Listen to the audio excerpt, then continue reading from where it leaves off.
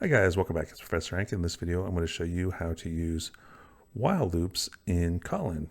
And to use this repetition structure, you will use the while keyword, and you're going to find that this loop is very similar to loops that you've seen elsewhere in C++ or in Java. All right, so let's go ahead and get started. Before we do, if you find the video useful, please consider or please remember to hit that thumbs up button or leave a comment. Okay, let's go ahead and get started. All right, guys, so you can see I've got my project already built. So let's go ahead and create our main function. And let us start off by assuming that you wanted to print hello world to the screen. Okay, so we have our little print statement here, and we do our hello world. Okay, and if we do that, this code's gonna compile and it's gonna run just fine. You're gonna see that we've got our hello world there on the screen. All right, now, what happens if you wanted to print hello world, say 10 times? Right? Well, if you were to do that, you would have to copy and paste this 10 times. Now you can imagine, see, what is that? 1, 2, 3, 4, 5, 6, 7, 8, 9, 10. You can imagine this is very inefficient, right? I mean, you could do it, but you're going to have to write that same statement 10 times. Now, clearly this is, you can see there's a hello world, hello world, hello world, hello world. Now, clearly this is inefficient, right? And not only that, but what happens if you needed to change it to say goodbye world, right?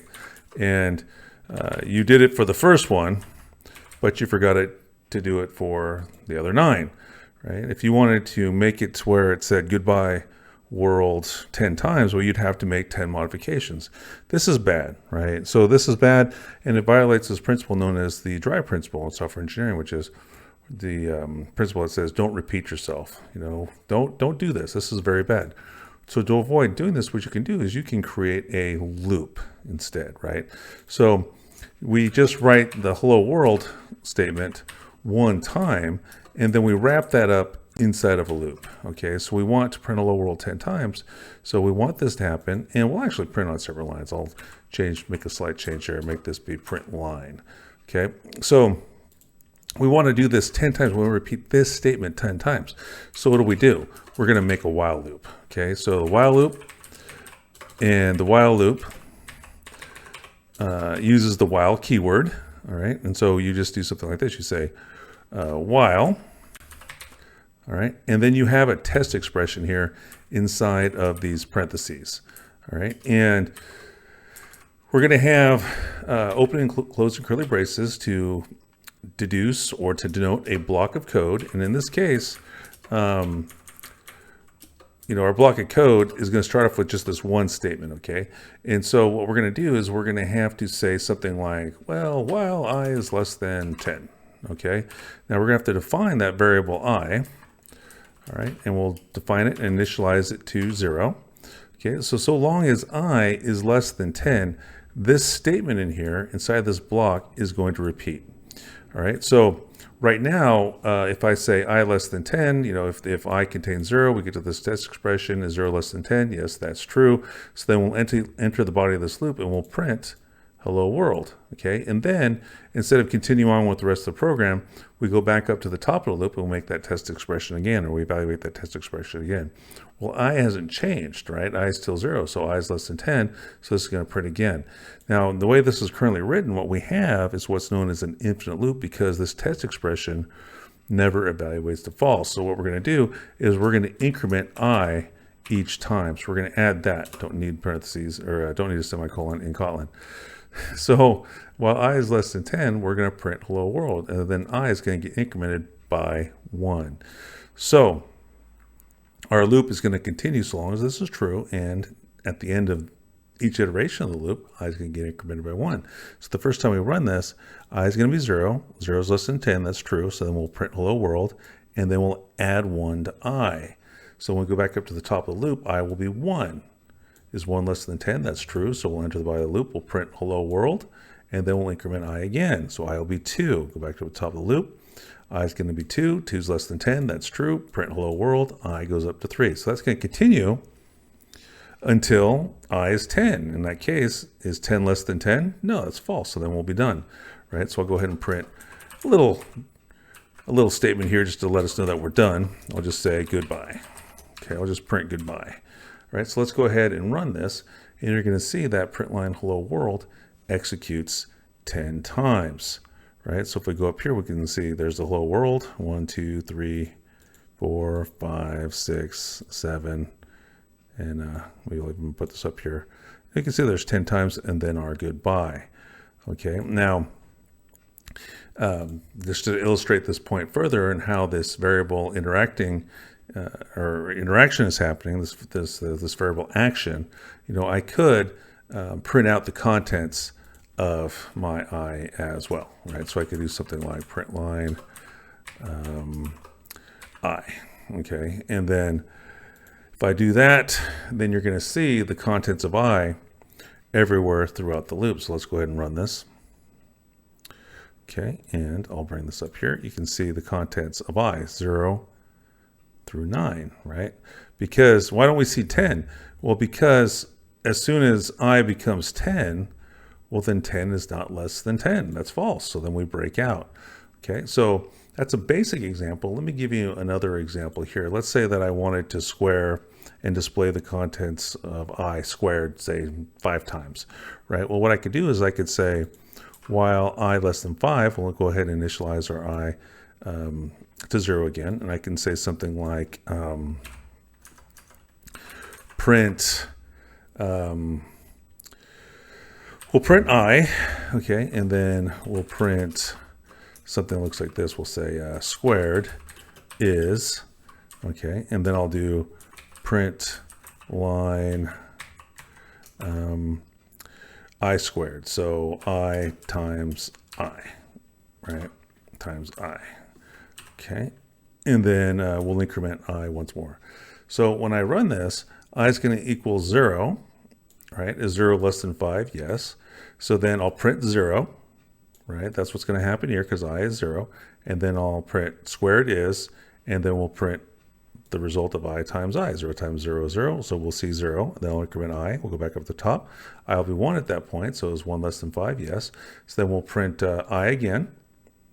So that'll be 1. And then we'll say squared is. So 1 times 1 is 1. So we'll see 1 on the screen. I'll get incremented again with this statement here. And then that'll be 2. It's 2 less than 5, yes. So we'll print 2. Squared is 2 times 2 is 4, and so on. So let's go ahead and take a look at that. And we'll see an example of it, right? So, you can see the output exactly as I said, right? So it works great. Now, the thing that you have to keep in mind here is that, how many repetitions that you have is going to be determined by a lot of different variables, right? So you've got, what you initialized I to. That's one control, right? Another control or another variable is, what your test expression is, all right? And so then also what your update expression is. So you can think of I here as being, kind of like your initialization step. Okay, and then I less than 5 is your test step. Okay, and then you've got this update step here as well. Okay, so how you tweak these, how you mess around with these is going to determine, how many repetitions you have. So let's say that instead, let's say I wanted to print, 1 through 5, right? So what I could do is I could do something like this. I could say print line I, okay? And so if I do that, then what are we going to see on the screen? Well, we're going to see 0 through 4, okay? Because why? Well, I starts off at 0. Is 0 less than 5? Yes. So we enter the loop, we print 0, then we add 1 to 5, right? So we keep on doing that until I contains 5. And as soon as I contains 5, 5 less than 5 is false, right? So then we never enter the body of the loop. So it's going to stop the printing at 4, as you can see in the output there. Now, if I wanted to print 1 through 5, then what I'd have to do is, first thing I'd have to do is I would have to initialize my counter variable here. This is a counter variable. I'd have to initialize that to 1, okay? Now, if I do that, then the first repetition of the loop, I is going to contain 1, right? So you can see that we got 1 through 4 here. Problem is that we didn't stop late enough, right? We stopped too soon. We stopped when, if I want to see 1 through 5, right? If I want to see 1, 2, 3, 4, 5, I stopped too soon because as soon as I contains 5, 5 less than 5 is false, right? So I'd have to change this, and there's a couple different ways I could change it. I could say I less than or equal to 5, right? Because in that case, when I contains 5, well, 5 is less than or equal to 5. That is true. So I could easily do that, and it would work as we had hoped, right? We're printing out 1 through 5 at this point, all right? Or an option would be, since I'm working with integers here, is to say so long as I is less than 6, right? And if I do that, then as soon as I is equal to 5, well, 5 is less than 6, fine. You know, so when 5 is less than 6, we print the contents of I, which is 5, and then we put that on the screen, and then I becomes 6. We go back up to the top. Is 6 less than 6? No. So that's false, and we're done. So those are two things you can tweak to impact the repetitions of the loop and what the contents of I are. But another thing you can do too is you can change this update step here, right? So let us say that I only wanted to print out the even numbers from 2 through 10, right? If I was going to do that, then, you know, I could set my I equals 2 here. So that way I start at 2, and then I could say I less than or equal to 10. So that way I go through 10. Okay. But that's not all, right? That's not going to be everything, because remember what I said is I said that I wanted to print out all the numbers that are even, but here you can see that I got my odd numbers here, right? So 2, 3, 5, 7, I want to get rid of those. So instead of doing I plus plus, which only increments I by 1, what I'll do is I'll increment I by 2, right? So when I do this, I will never contain 3, it'll never contain 5, it'll never contain 7, it'll never contain 9, because I went from 2 is less than or equal to 10, then I printed the 2 out, and then I added that 2 inside of I too, so I became 4 instead of 3. So now you can see that I've got 2, 4, 6, 8, and 10. So 3 parts of a while loop that you use to control the number of repetitions and what this counter variable is going to contain. So you can see here that I've got 5 total repetitions. Why? Because I is 2, I is 4, I is 6, I is 8, I is 10. So that's 5 repetitions. All right, and as soon as I became 12, well, this is false. So we never have another repetition. All right, so, but this works in any ways, right? I mean, you can play with this in all kinds of different ways. What if I wanted to count down, right? What if I wanted to count down? What if I wanted to count down from 10, right? And say blast off, right? Like 10, 9, 8, 7, 6. Well, then I could do something like this. Right now, notice that this blast off is after the loop, because I don't want to print blast off 10 times. I only want to print it the one time, so it doesn't make any sense to put it in the loop. But if I want to count down from 10, right, then I would set my I to 10. Okay, and I would say so long as I is greater than or equal to 0, right? Because I want to do 10, 9, 8, 7, 6, 5, 4, 3, 2, 1, 0, blast off, right? I want to start off at 10, and then I want to go down through 0. Okay, but instead of increasing by 2, because I want to go down, not up, I want to go down. So what I'll do is I'll say I minus minus. So that way the I gets decremented by 1 each time.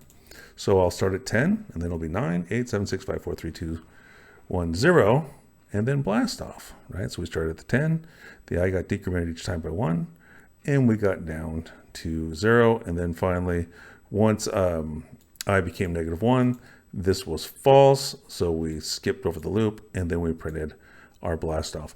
So you've got all kinds of different options on how you need to configure the loop based off of what your needs are.